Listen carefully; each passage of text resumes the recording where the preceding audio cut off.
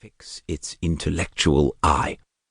This expedition has been the favourite dream of my early years.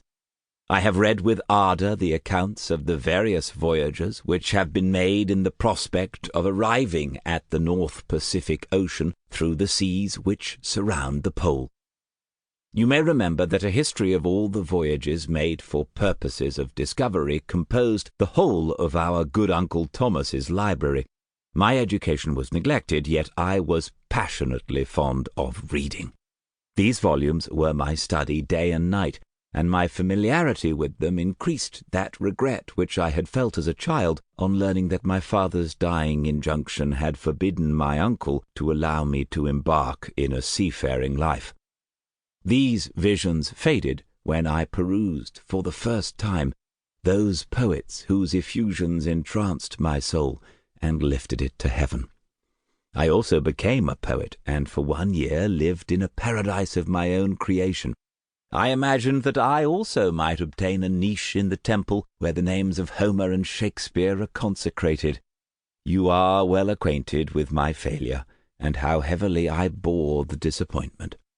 But just at that time I inherited the fortune of my cousin, and my thoughts were turned into the channel of their earlier bent. 6 years have passed since I resolved on my present undertaking. I can even now remember the hour from which I dedicated myself to this great enterprise. I commenced by inuring my body to hardship.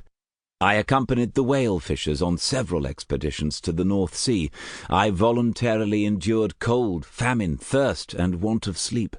I often worked harder than the common sailors during the day, and devoted my nights to the study of mathematics, the theory of medicine, and those branches of physical science from which a naval adventurer might derive the greatest practical advantage.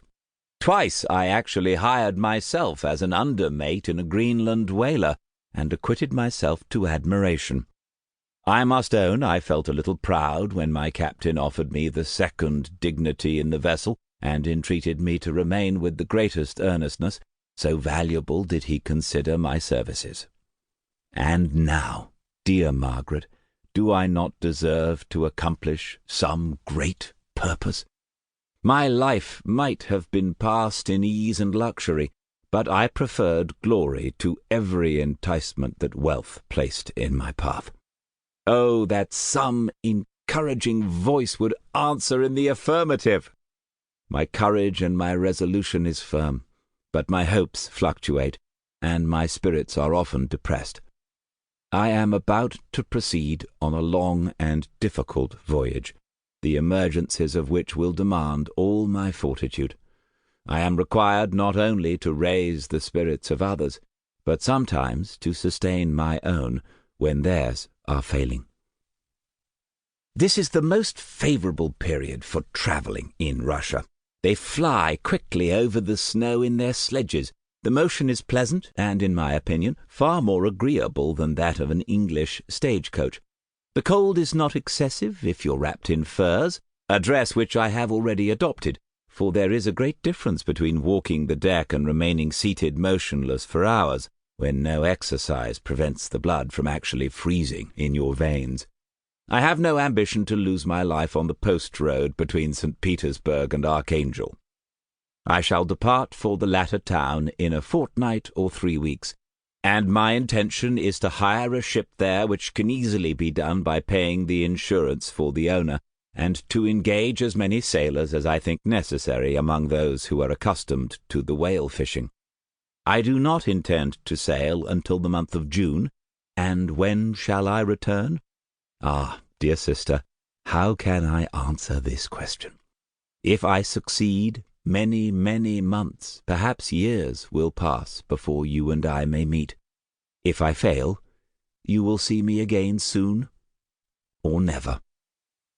Farewell, my dear, excellent Margaret. Heaven shower down blessings on you, and save me, that I may again and again testify my gratitude for all your love and kindness. Your affectionate brother, R. Walton.